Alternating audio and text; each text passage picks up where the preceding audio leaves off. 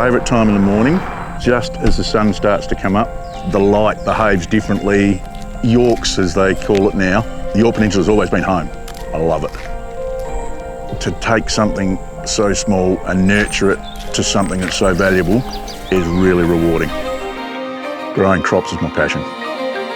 Hoyles are sixth-generation farmers, 4 of us that are still around. It's really special because there's very few people that can say that they actually have 4 generations on the same farm.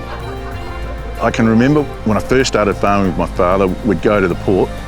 The thought of filling up a concrete cell which held 2,000 tonnes was just mind-blowing. I can remember one year Dad saying, we filled 1.5 of those cells.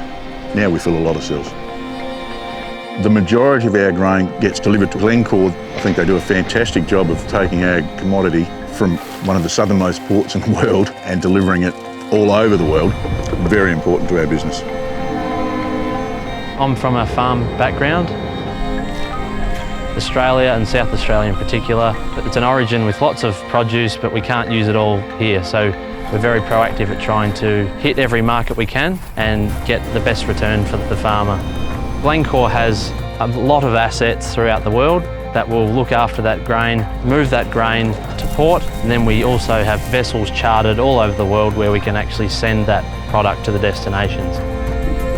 I can tell you a story that I went through a brewery in China, and in this brewery they had a glass floor with barley underneath it and said, that's Hindmarsh barley. And the guide just stopped in his tracks and said, you know barley? I said, yeah. It's Hindmarsh barley. I said, we grow Hindmarsh barley. He said, we buy barley from South Australia. I said, oh, well, that's where I'm from, South Australia.